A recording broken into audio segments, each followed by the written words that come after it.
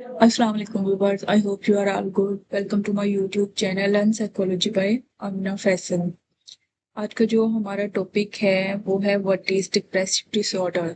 आज हम डिप्रेशन के बारे में बात करेंगे कि ये बेसिकली डिसऑर्डर होता क्या चीज़ है, ये इंसान के मूड पे कैसे इफेक्ट करता है। इसके आज हम सिम्टम्स पढ़ेंगे, कॉजेस पढ़ेंगे और इसका ट्रीटमेंट पढ़ेंगे कि कैसे ट्रीटमेंट किया जा सकता है। जैसे कि सबसे पहले आ जाता है depressive disorder. Depressive disorder is also as a major depressive disorder. जैसा कि ये नाम से ही जाहिर होता है, ये एक मेंटल हेल्थ कंडीशन है जो कि अफेक्ट करती है हमारी सोच को, हमारी थिंक को, हमारे फील करने को, हमारे इमोशंस को, हमारे इमोशंस पर अफेक्ट करती है। हमारे सोचने का जो तरीका है वो चेंज हो जाता है, मूड जो है वो एवरी टाइम लो रहता है। इसकी तादाद बेसिकली जो है औरतों में मेंस की निस्बत ज्यादा पाई जाती है और अडल्ट्स में इसकी तादाद ज्यादा होती है। Depressive disorder also known as depression. Depressive disorder को आमतौर पर हम डिप्रेशन कहते हैं। Is a common mental health, जो कि एक कॉमन स्वेर किस्म की मेंटल डिसऑर्डर है। It involves a depressed mood or loss of pleasure or interest activities of long periods of time, जिसमें इंसान जो है अपना मूड उसका जो है वो हमेशा लो रहता है। वो इंटरेस्ट चीज़ों में इंटरेस्ट लेना अ, खत्म कर देता है। उसकी एक्टिविटीज बिल्कुल चेंज हो जाती हैं। वो चीज़ें जो उसको पहले बहुत ज़्यादा अट्रैक्ट करती थी, इस डिप्रेशन में उसकी जो एक्टिविटीज हैं वो बिल्कुल लो हो जाती हैं। तो इसके बाद आ जाता है कॉजेज। सबसे पहले आ जाता है डिजीज, यानी कि कोई बीमारी जो किसी इंसान को लाहक हो या बहुत अरसे से वो उस चीज को, उस बीमारी को फेस कर रहा हो, उसे निकलने की कोशिश कर रहा हो, लेकिन वो बहुत ज्यादा लॉन्ग टर्म तक चलती है, जिसकी वजह से उस चीज को लेके भी जो है इंसान डिप्रेशन का शिकार हो जाता है। मेडिसिन सेकंड पे आ जाता है। कुछ मेडिसिन ऐसी होती हैं जिनको लॉन्ग टर्म यूज करने की वजह से भी वो उनकी सेहत पर ऐसे असरात मुरतब करती हैं। जीन्स के आ जाते हैं। जीन्स के थ्रू भी डिप्रेशन जो है वो हो सकता है। स्ट्रेस, बहुत ज़्यादा स्ट्रेस या ओवर थिंकिंग करने की वजह से भी आप कह सकते हैं कि डिप्रेशन में इंसान जा सकता है। या नेगेटिव थिंकिंग के बारे में सोचना या कुछ ऐसी चीज़ों के बारे में सोचना जो कि बिल्कुल उस इंसान के लिए नामुनासिब हों।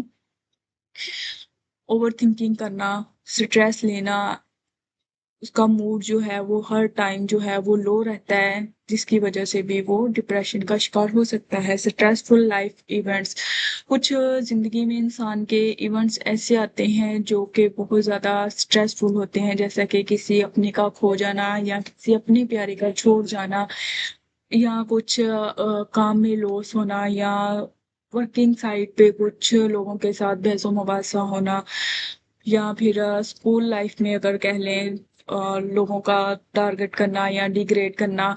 इस वजह से भी इंसान जो है स्ट्रेस में जा सकता है, डिप्रेशन का शिकार हो सकता है।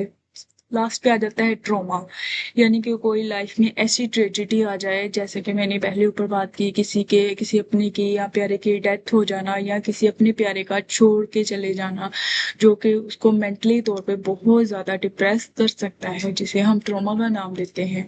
जो इस वजह से भी इंसान जो है डिप्रेशन का शिकार हो सकता है।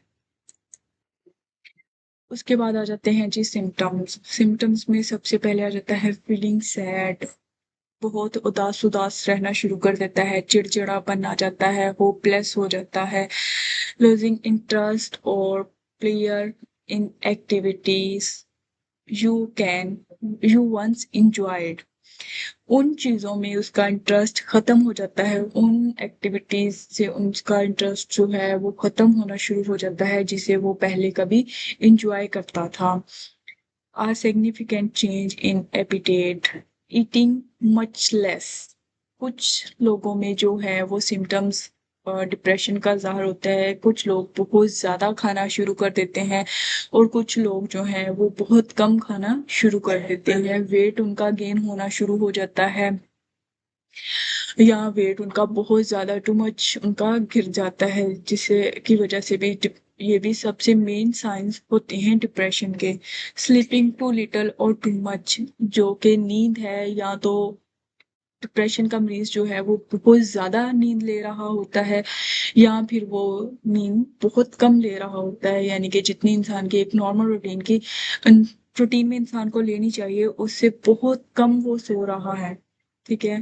डिक्रीज एनर्जी और इंक्रीज टायर्डनेस और fatigues, increase in purposeless physical activity,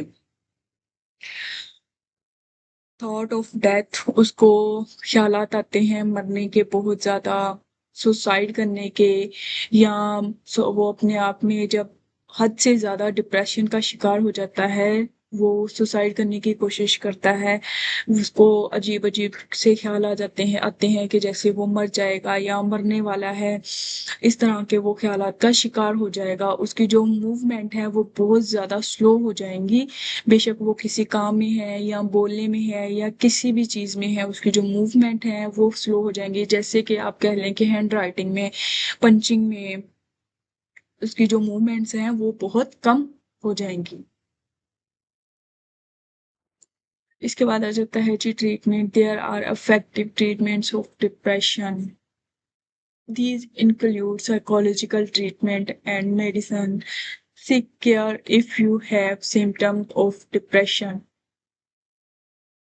इसके डिप्रेशन के जो सिम्टम्स हैं वो बहुत ज़्यादा जब नुमायाँ होना शुरू हो जाते हैं तो उसको हम बहुत से तरीक़ों से उससे मरीज़ को निकालने के लिए, उस शख्स को डिप्रेशन से निकालने के लिए उसको हम मेडिसिन के थ्रू भी उसका ट्रीटमेंट करते हैं। उसको डॉक्टर जो है वो मेडिसिन देता है, एक साइकोलॉजिस्ट जो है वो उसको मेडिसिन के थ्रू उसके डिप्रेशन से निकलने में मदद करता है। उसका प्रॉपर एक इलाज, एक पूरा ट्रीटमेंट किया जाता है उसकी।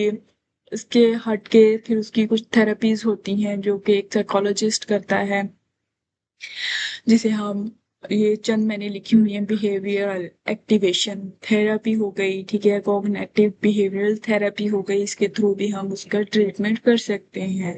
प्रॉब्लम सॉल्विंग थेरेपी, ये भी इन प्रॉब्लम्स को सॉल्व करने के लिए, जिसकी वजह से वो डिप्रेशन का शिकार है, उनको सॉल्व करने के लिए, उसको निकालने के लिए बाहर हम ये ट्रीटमेंट उस पर अप्लाई कर सकते हैं। तो ये था आज का हमारा टॉपिक। आई होप आप लोगों को अच्छा लगा होगा। तो प्लीज़ मेरे चैनल को लाइक, शेयर और सब्सक्राइब जरूर करें। Thank you.